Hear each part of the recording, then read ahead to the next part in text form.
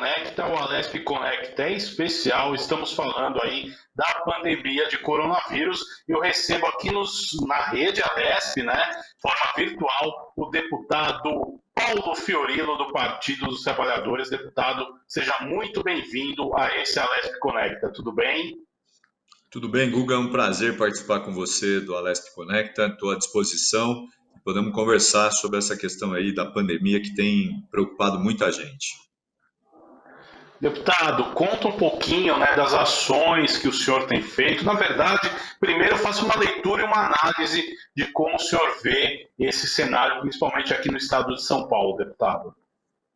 Primeiro, é preciso reconhecer que o governo do estado demorou muito para se preparar para enfrentar essa pandemia. E eu vou dizer por quê, na minha opinião. Primeiro, ele não comprou testes suficientes para poder, assim que a doença chegasse aqui, que o vírus se instalasse, ele pudesse ter capacidade para testar. Pior, além do teste, ele teve problema para poder ter os resultados do teste.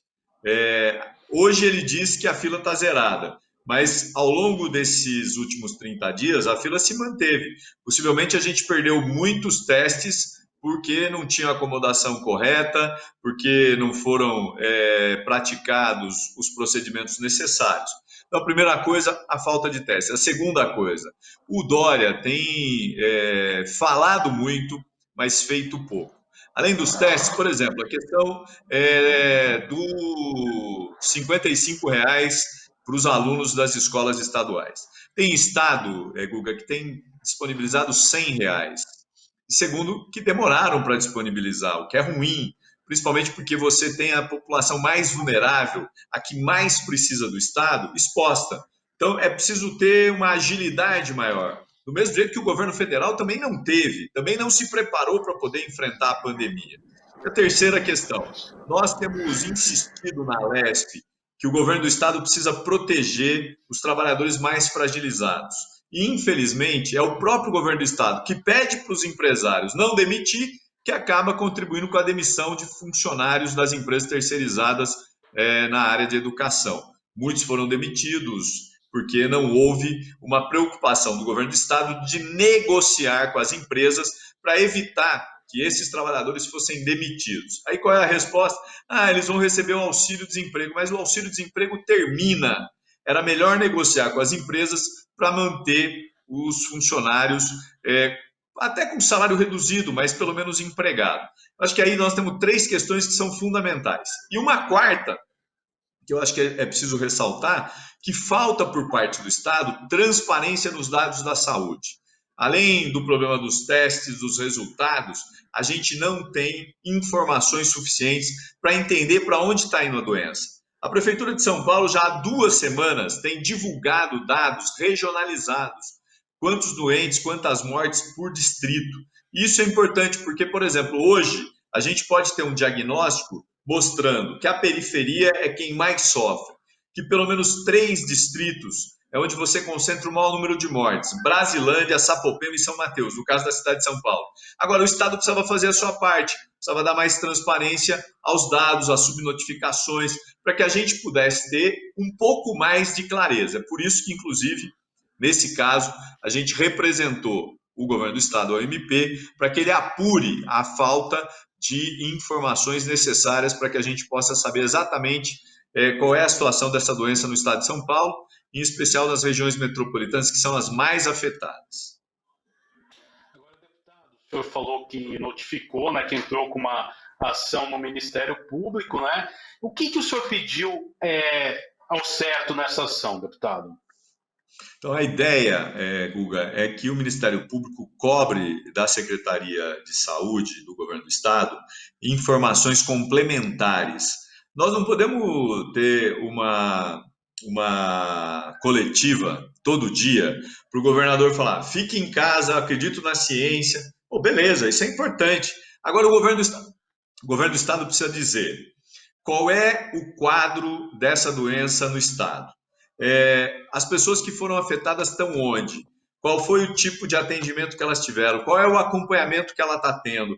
Quanto foi disponibilizado de recursos? Até para poder fiscalizar os recursos, nós temos dificuldade. Nós estamos entrando com uma ação no Tribunal de Contas do Estado, para que o tribunal também oriente o Estado a disponibilizar esses dados de forma mais clara e mais fácil, para que todo mundo possa ter o acesso. Então, no caso da representação MP, é cobrar informações da Secretaria de Saúde quanto à pandemia, com dados, com georreferenciamento, com informações complementares, as subnotificações, a questão dos exames, o que foram de fato realizados, o que foi perdido e quais são as expectativas que a Secretaria tem para dar mais transparência para aqueles que precisam de informação e também para a Assembleia que fiscaliza o Estado. Essas informações são fundamentais e é isso que a gente está exigindo do MP, está pedindo para o MP para que ele instaure um inquérito para apurar e orientar a Secretaria de Saúde para que ela dê mais transparência aos dados nesse momento tão importante. Porque, Guga, nós não estamos enfrentando um inimigo visível. Nós estamos enfrentando um inimigo invisível, poderoso e mortal. É só olhar os dados que foram divulgados. A gente tem 1.825 mortes, a maior parte dessas mortes estão concentradas na cidade de São Paulo.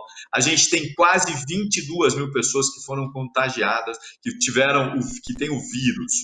São números que, para nós, estão muito aquém da realidade do estado de São Paulo. Como o senhor vê o cenário, troca de ministros, qual que é a leitura que o senhor tem agora? Então, bom, primeiro que nós estamos numa situação delicadíssima, né? A gente enfrenta uma pandemia e o governo federal troca ministro. Porque o ministro tinha uma posição diferente da dele, porque o ministro defendia a ciência, o isolamento. Isso é um absurdo. Num país civilizado, um presidente, por essa atitude, já tinha sido empichado. Depois, a gente vive uma crise econômica. O ministro Paulo Guedes, o tal do posto Ipiranga, que daqui a pouco vai ser deposto Ipiranga, disse, não, o Brasil estava crescendo 2%. O Brasil tinha uma quantidade de desempregado de 11 milhões. Aliás, o governo federal não tem divulgado o número de desempregados nessa pandemia. Isso é um absurdo. A gente tem dialogado com os deputados federais do PT para que acione a Procuradoria-Geral da República, para que cobre transparência e dados, principalmente nessa questão do desemprego, que já deve estar batendo 12,5, 13 milhões de empregados no Brasil.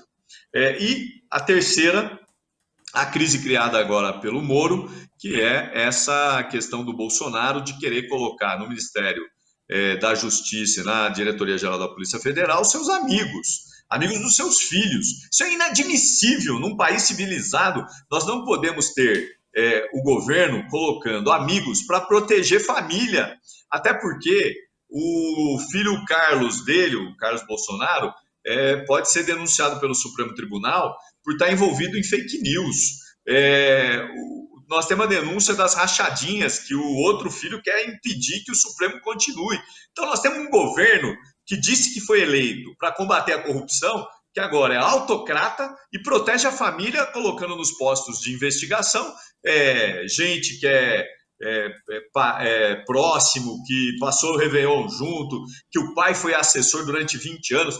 É inadmissível o que a gente está vendo no governo federal, num momento tão grave em que as pessoas estão preocupadas por conta da pandemia, o governo trocar ministro, porque ele não quer dar informações sobre inquéritos, e aí o presidente fala, ele tinha que investigar o cara que quis me matar, investigar o meu filho se namorava com a filha do miliciano.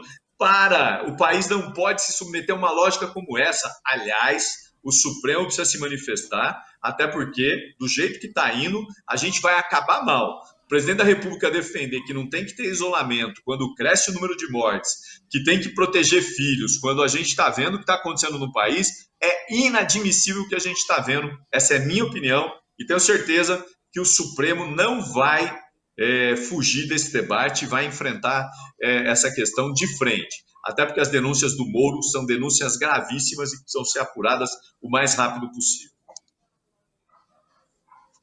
Agora, deputado, o senhor propôs aqui na casa, um projeto de lei que visa aí, aumentar, o imposto aí sobre transferência, de heranças Conta um pouquinho desse projeto, deputado. Bom, primeiro é preciso entender, Guga, o contexto do projeto. A Assembleia está fazendo uma discussão agora que é de cortar recursos para transferir para o governo do Estado para o combate ao coronavírus, à Covid-19, que eu sou totalmente favorável.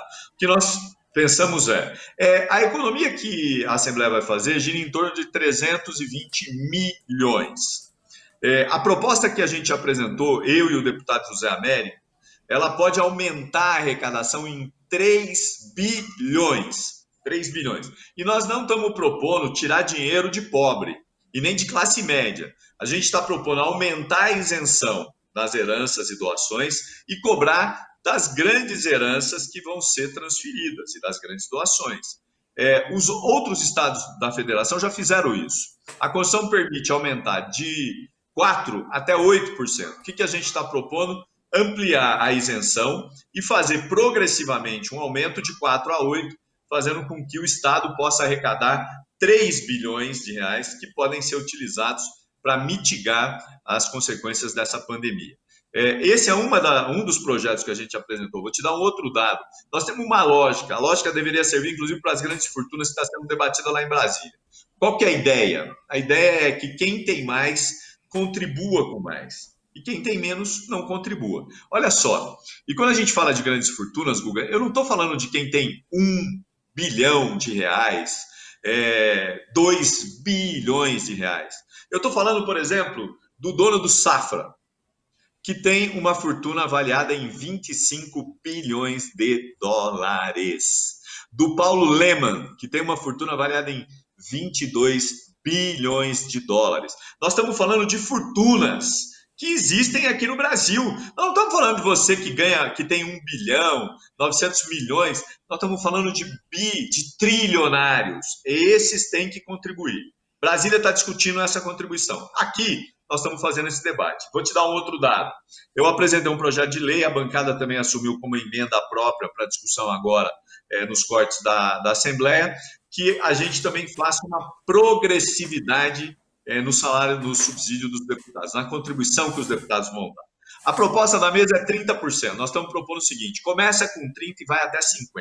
Quem tem mais patrimônio, que é declarado, é público, paga mais. Vai de 30% a 50%. Isso vai fazer com que aqueles que têm mais contribuam com mais nesse momento tão difícil. Porque nem todo mundo é igual. Tem gente que sobrevive do subsídio, tem gente que tem muito mais do que o subsídio. Então, esse é o debate que a gente está propondo para que haja uma certa igualdade nessa contribuição. Aqueles que têm mais contribuem com mais. O ITCMD é a mesma coisa. Nós estamos propondo que haja uma contribuição maior, podendo chegar a 3 bilhões de contribuição para o orçamento do próximo ano. Mas isso ajudaria muito, Guga, a mitigar os problemas que a gente tem que vão se arrastar. Eu vou te dar um dado que ainda não está fechado. O ICMS, que é a principal fonte do Estado, até a semana passada, a gente tinha 5 bilhões que já tinham sido arrecadados,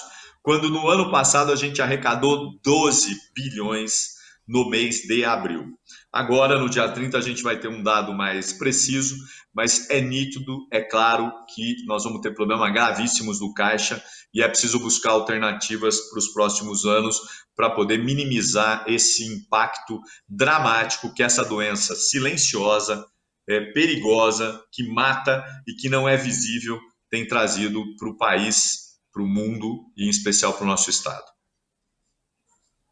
Agora, deputado, o senhor tocou num ponto importante, o mundo, né? A Itália, até o senhor, se não me engano, o senhor tem a dupla nacionalidade, né? A Itália sofreu muito com essa questão aí do coronavírus, teve muitas mortes e alguns países da Europa também sofrem, os Estados Unidos são ponta também na questão dos casos. O senhor acha que o Brasil, que teve um pouquinho mais de tempo para se preparar, conseguiu tomar as medidas aí para ter uma curva menor de casos, um número menor? O Guga, como eu te disse, eu acho que não. Nem o Brasil, nem o estado de São Paulo.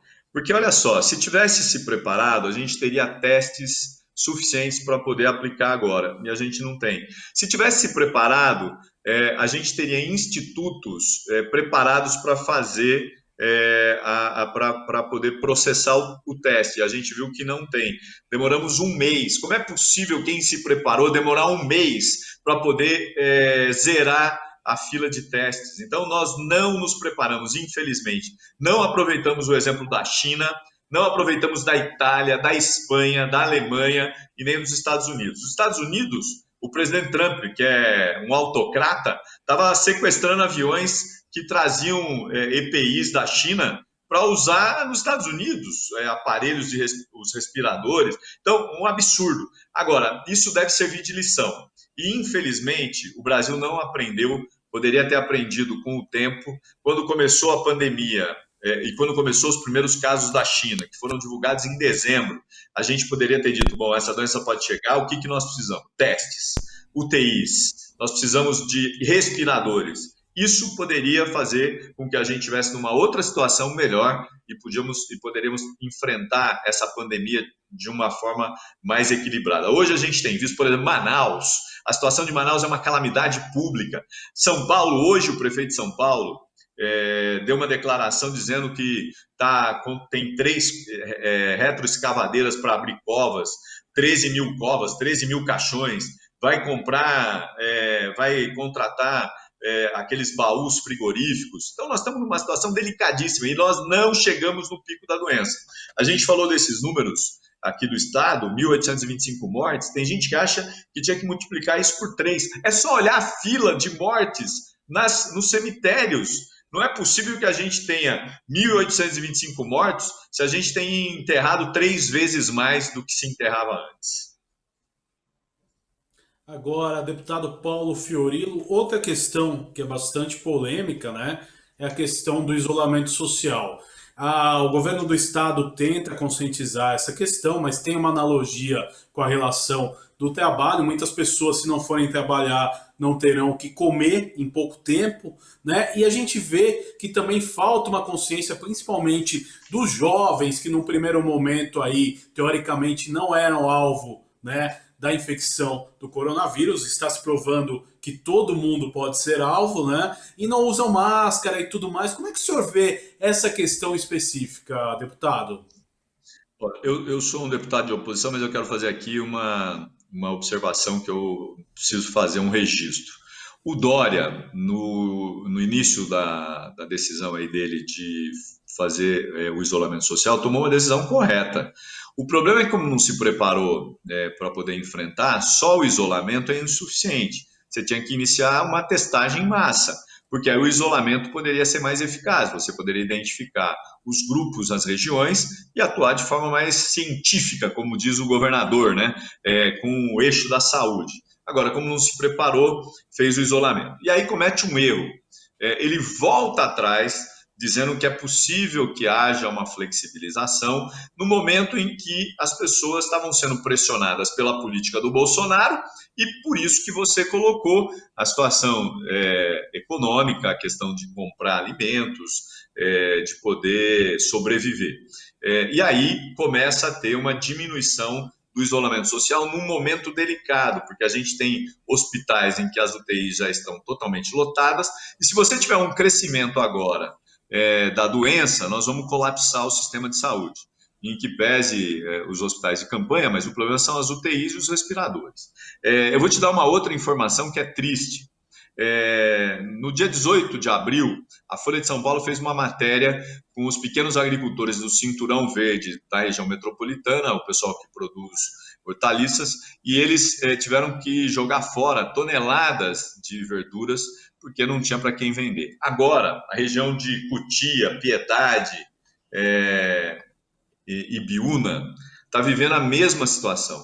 Tem 200 toneladas, Guga, que podem ser jogadas fora se não tiver uma ação. Eu falei com a secretária Patrícia Ellen, do Desenvolvimento Econômico, que disse que ia falar com a Secretaria de Agricultura. Eu falei com a Secretaria de Educação para a gente buscar algum tipo de alternativa. O problema é que o Estado não se preparou nem para poder fazer compras dos pequenos agricultores de forma mais eficaz, principalmente usando a agricultura familiar. Não se preparou para poder comprar, não se preparou para poder enfrentar a pandemia e nós estamos vivendo uma situação delicada. Eu vou dizer uma coisa, eu conversei hoje com um desses agricultores da região lá de Cotia, de Ibiúna, de Piedade. Ele me disse, Paulo, daqui um mês eu não sei se nós vamos estar produzindo mais, porque a gente não tem condições de sobreviver se não vender a nossa produção. Isso é muito grave, Guga, mas muito grave, porque a hora que esses caras pararem de produzir, a gente não vai ter mais comida ou hortaliças no mercado, na feira. Esse é o grande problema. Se o governo do estado, se as prefeituras não olharem para esses agora, daqui um mês, a gente não vai ter quarentena, a gente vai ter que plantar para poder comer. Pois é, o senhor trouxe uma situação que é muito grave, deputado. E agora eu queria que o senhor, dentro da sua análise aí, da sua opinião, falasse qual, na sua opinião, é a saída para essa crise, porque o governador já anunciou que a partir de 10 de maio faça uma flexibilização, né, mas ele diz que vai se pautar pela ciência, mas eu acredito que exista, né, pressão de alguns setores para que se volte logo, né? Qual que é a leitura que o senhor faz a partir de agora e como o Estado de São Paulo vai retomar o crescimento econômico? Qual que é a principal saída para retomar o crescimento econômico, deputado? A principal saída para retomar o crescimento econômico é salvar as vidas. O prefeito de São Paulo e o secretário de Saúde, Edson Aparecido, já disseram que São Paulo não está preparado para abrir a partir do dia 11. E isso é importante, as pessoas precisam entender. Não adianta ir fazer carreata, pedir impeachment. Esse é o movimento do ódio, que não interessa a gente. Nós precisamos fazer o movimento da racionalidade. O que é o movimento da racionalidade? São Paulo vai estrangular as UTIs, está crescendo o número de óbitos na periferia, tá? Então não abre. E precisa ter pulso firme. O prefeito está fazendo testes de bloquear grandes avenidas. Fez um teste hoje, pode fazer amanhã, depois da manhã. Acho que é importante. Leste, a CETEP já está... Desculpa, Guga, não te ouvi. O que ele fez hoje, por exemplo, foi na Radial Leste. Na Radial Leste. Então ele precisa continuar fazendo, porque se precisar fechar a cidade, fechar as grandes vias, seria um movimento importante, mas precisa estar preparado. Então fazer o teste antes é importante. Agora, precisava fazer também o teste do coronavírus. Não adianta nada só testar o bloqueio das grandes vias se não testar as pessoas para saber onde elas estão. Até porque você, a partir daí, poderia ter um tratamento mais adequado. O problema do governador é que ele começou a sofrer pressão de setores ligados a ele, do comércio, da indústria, daí tem da política, né? Porque esse pessoal negacionista, terraplanista, tudo que é ista, menos cientista, começa a pressionar, fazer carreata, e na porta da Globo. Eu acho que assim, as pessoas têm todo o direito de se manifestar, é um direito delas. Agora, o que não pode é colocar em risco a vida dos outros, né? Esse é o grande dilema que nós precisamos enfrentar e equacionar. Como esse pessoal vive do ódio e nós precisamos viver da vida, eu acho que nós precisamos isolar esses caras, fazer teste em todos eles e, quem sabe, botá-los em quarentena para evitar que a gente tenha uma contaminação muito maior. Então, acho que essa é a saída. A economia só vai existir se tiver gente para consumir, se tiver gente para produzir, se tiver gente para plantar, para colher, para trazer alimentos para São Paulo, porque São Paulo não tem grandes campos de plantação. Esses campos estão no interior, estão na região metropolitana, estão em Cotia, estão lá na região de Araçatuba com gado, estão no estado todo, né? Então nós precisamos entender a importância de preservar vidas e de garantir que a economia volte aos poucos, onde é possível. Onde não tem que fechar, e se precisar, tem que ter o lockdown, que é o fechamento total, para que a gente possa isolar. Agora, não basta falar em isolamento se a gente não entender que existem lugares que é possível você voltar ao trabalho, você produzir. Agora, é preciso ter cuidado, é preciso ter testes e é preciso ter retaguarda, que são as UTIs e respiradores, para que as pessoas que ficarem contaminadas possam ser salvas. Deputado Paulo Fiorilo, com certeza também essa pandemia ela traz algumas lições, por exemplo, a evolução virtual, a Assembleia Legislativa hoje se reúne de forma virtual, estamos gravando um programa também de forma virtual. Qual que é o legado, né? Até em momentos ruins a gente tira também coisas boas. Qual que é o legado que essa pandemia pode deixar para a população e para o brasileiro no costume do dia a dia?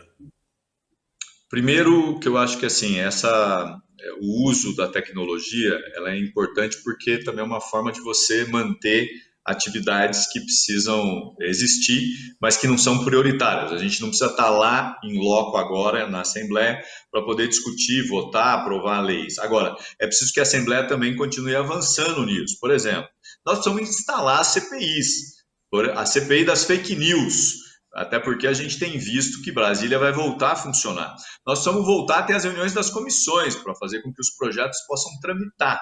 Agora, qual é o legado? Na realidade, Guga, eu tenho muita dúvida se as pessoas vão mudar. Eu estava lendo uma entrevista do Mário Sérgio Cortella, que é um professor, foi secretário de Educação na cidade de São Paulo, professor da PUC, hoje é um grande palestrante, que ele fala isso, ele tem dúvida se as pessoas vão mudar com essa pandemia e se elas mudam nas crises. Mas eu espero que essa pandemia possa pelo menos trazer indicadores importantes.